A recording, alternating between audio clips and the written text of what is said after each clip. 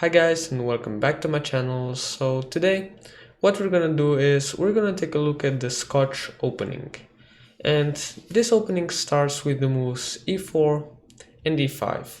Now white develops a knight and also attacks the pawn, and black protects it.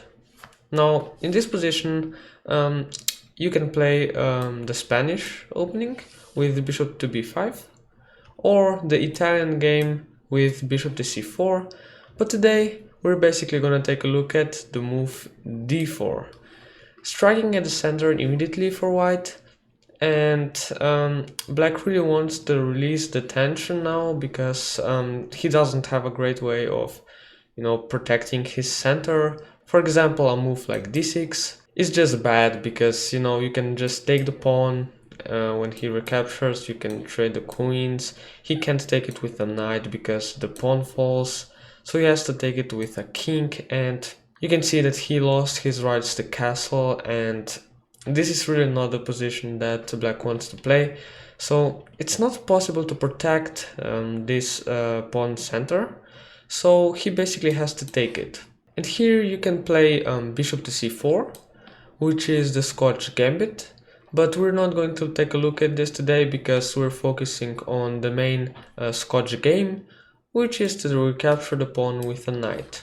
So in one of my previous videos I've spoken about that bringing your queen out early is bad, but here if black decides to just capture your knight, it's actually not a problem. Now you can just recapture the knight with a queen, and what is the difference here? Black doesn't have this knight which comes there to attack the queen, to win a tempo on the queen, so your queen is not going to be in such a danger. And as you can see, this queen here is pretty well centralized, and this is really not a problem for white. This is basically not the line that black wants to play, and if black knows what he's doing, it's most often not played. So here we basically have two main moves. One of them is bishop to c5, trying to get this knight out of this nice centralized square, and the other is just knight to f6, developing a knight, attacking a pawn here. So we're gonna take a look at them both, but let's just first take a look at the bishop to c5. Okay, so he's attacking our knight, and what are we going to do here? Now, one option is to take the knight, and it seems quite nice because black of course doesn't want to take it with this pawn. Again, we exchange the queens. He doesn't have the right to castle anymore. He has a worse pawn structure here, so he doesn't want to do that. And if he takes it with a b pawn, now again he has a worse pawn structure, and this is quite favorable for white. But he has another move actually, which is not to capture the knight, but to play queen to f6, which is a pretty interesting move actually, because it just threatens mate in 1 here, and it also attacks the knight. So when you defend this threat of the mate in 1, he's just going to probably take your knight with a queen, and he has a healthy pawn structure, and this exchange here wasn't really the best for white. So we're not going to take this knight here on c6, but what we're going to play is bishop to e3, keeping our knight on this nice square. And now of course if he wants to exchange everything, it's not a problem for us. Again, we have a nice centralized queen, we have our bishop here opened to jump into the game, we can castle quickly, and we have an advantage here. So that's not a problem. He's not going to take probably. Now the move that he's going to play, and the main theory, is queen to f6, putting even more pressure on this knight here. And we still don't want to get our knight out of the center, so we play c3. We support our knight. And now after a normal developing move, a knight to d7, black actually has a very nice idea in mind, to play d5, which would open up his bishop and probably equalize for black. So you really want to prevent this. If you play something like, I don't know, whatever, bishop to e2, then he's going to play d5, and I mean, what are you going to do? If you take, he's going to recapture with a knight, and you can already see that this knight here is pretty well placed, and he has opened his bishop, and this position just looks very much equal. So if you want to play for a slight advantage, then you should probably not allow this, and just after knight to d7, play bishop to c4, you know, protecting this d5 square so he can't play d5 on the next move.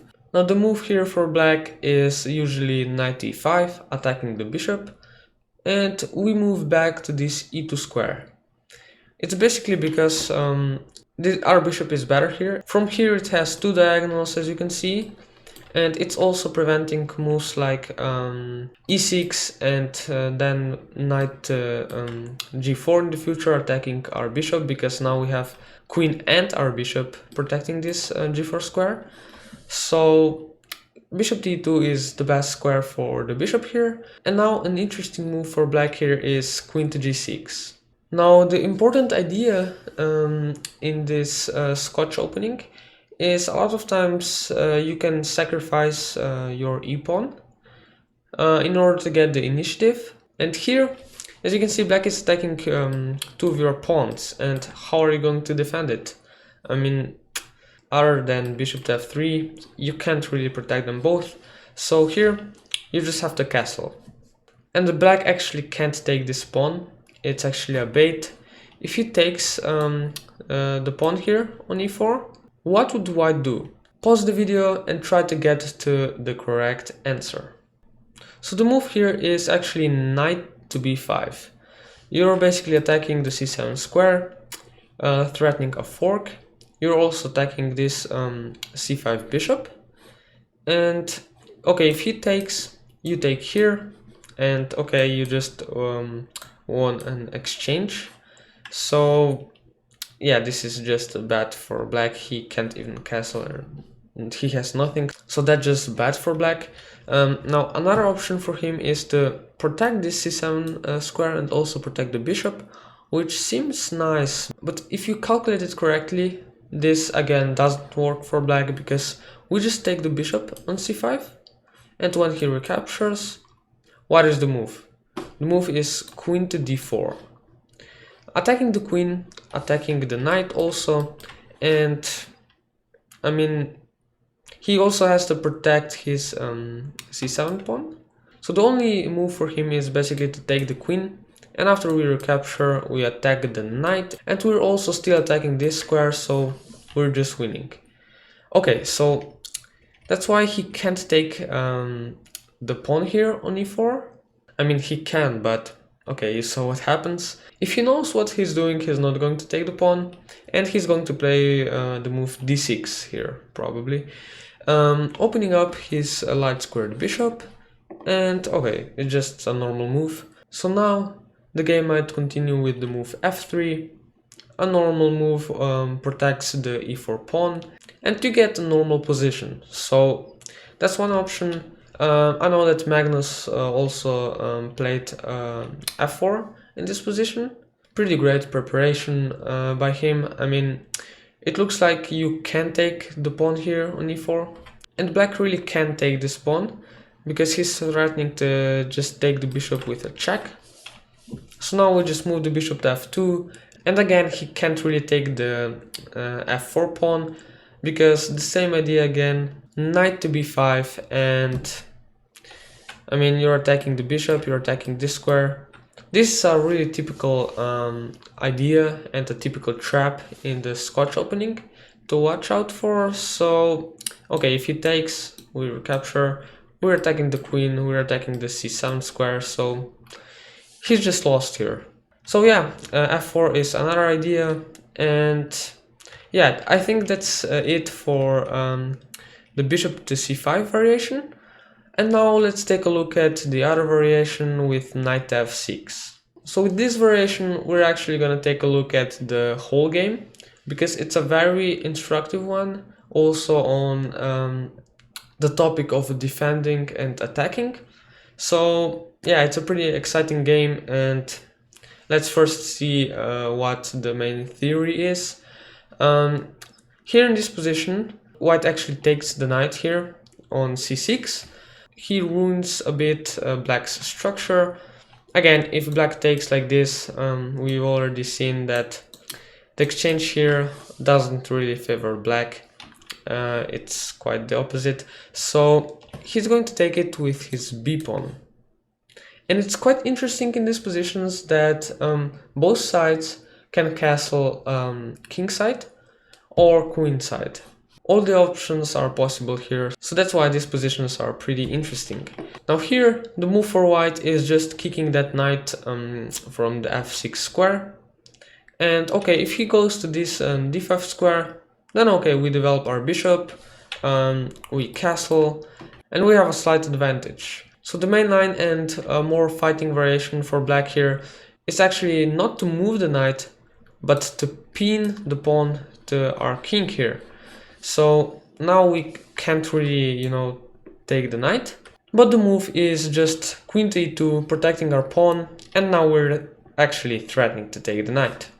So it has to move to this d5 square, and guess what? We attack it again. So here a normal move is to retreat the knight to b6, but another option is also to play bishop to a6, pinning a pawn to the queen. But after a normal move such as b3 here, we're protecting a pawn, and after we move the queen somewhere, we have a threat of taking the knight again, and the knight is going to move to b6 anyway, and the bishop might be more useful on this b7 square than on this a6 square, because there is just looking at this c4 pawn and that's all. So that's why a lot of players actually prefer to just move the knight to b6, which makes sense. So let's just take a look at this game, how white and the black played it out. White just played knight to d2, okay, developing a knight. Black developed his bishop to b7. And in this game we're gonna see long castles, which is exciting. So yeah, let's just take a look at it. We can see b3 here from white, maybe trying to play bishop to b2, and also protecting the c-pawn with our b-pawn. So here we can see long castles by black and bishop to b2. Now with queen to e6, also freeing space for the bishop to move somewhere. Okay, not there, on this diagonal here. And long castles by white here. A pretty interesting position. And if the players castled on the opposite sides, we would of course see, pawn pushes on both sides to try to create some weaknesses in opponent's camp. And now, since the kings castled on the same sides, this usually doesn't occur, but we'll see what happens in this game. So after bishop to e7 developing a bishop, we can see f4 expanding on the king side. So talking about the opening here, the Scotch opening has gone pretty well for white. He has play here on the king side with pushing these pawns, pushing f5, grabbing more space, getting an advantage. And on the other hand, black is lacking any active counterplay. Black here played rook to e8, and we can see knight f3, maybe threatening to jump here to this nice square. So black just played c5, a nice move, also opening up his bishop here. And now what white did, he followed his plan with queen to c2, preparing the push f5, which is actually a threat here. So black could stop it with the move g6, but he probably didn't like it because of the move knight to g5, which attacks the queen, attacks the pawn here. So he basically has to eliminate the knight.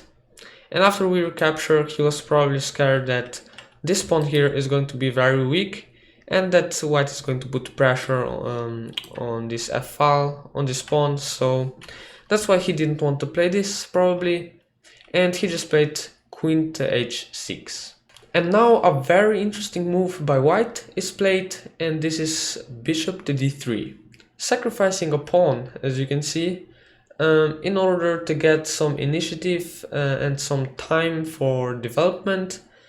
So black goes for it. Of course, he captures the pawn on f4 with a check. And after king to b1, we can see the move g6 and now rook h to f1. Putting the rook on the same file as the queen, also the c7 pawn might be weak. So black removes the queen to this h6 square. And now again, we said that when kings are castled on the same sides, we don't have like many pawn pushes on this side. We usually attack with the pieces. But here, a4 is played. Really interesting. It seems like white is weakening his king a bit, but white's king seems pretty safe now. But on the other hand, as we're going to see in the continuation of this game, white's king is actually going to be a bit exposed. So the rule about pushing the pawns in front of your king is of course true, but it's also sometimes interesting to try something like this, because here it actually wasn't so bad for white. Now black played a very nice move, d6, because of course the threat was to just play a5, and then black's knight would have to go to this very bad a8 square. I know it sounds like a joke, so this wouldn't be nice, so that's why he played d6. So now after a move a5, he can go to this d7 square. And now another very instructive moment, bishop to d4 is played to just eliminate a defender of black's king, and also a pretty good piece here on this diagonal. So that's a very nice move from white. And the black just played f5. Okay, white exchanged these bishops, and now white just goes for it. b4, trying to break black's defenses, black's pawn structure. And now if black takes the pawn, white can just play queen to a4. He will regain the pawn and also get open files here for his pieces to attack the opponent's king. For example, a6, queen to b7 is a threat, of course, a mating threat. Also maybe something like king to a1, a rook to b1, and, you know, trying to just checkmate the opponent's king on this file. So he didn't take here on b4, and he just played knight to b8. Another very great move, very great defensive move. He's basically looking at this a6 square and this c6 square, and you can clearly see that a knight is a pretty important defending piece here. So now the queen gets closer to the opponent's king, and we can see the move a6, you know, just stopping any threats of a6 by white.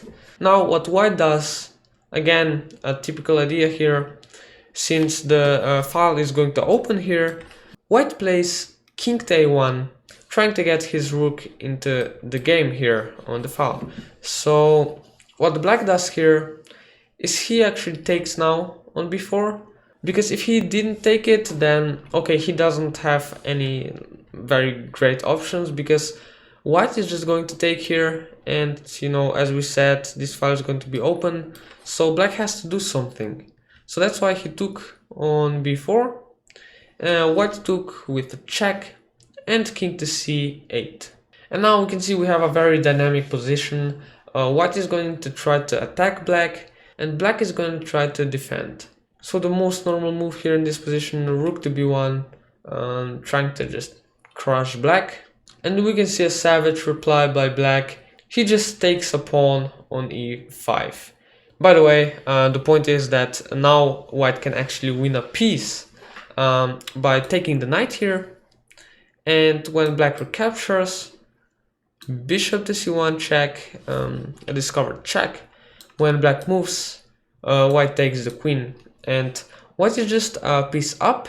It looks like just winning for white maybe, but the point is that black is going to play, as you can see the arrows, the move e4, then bishop to f6 on this very nice diagonal, and rook here to e5, trying to also attack this a5 pawn.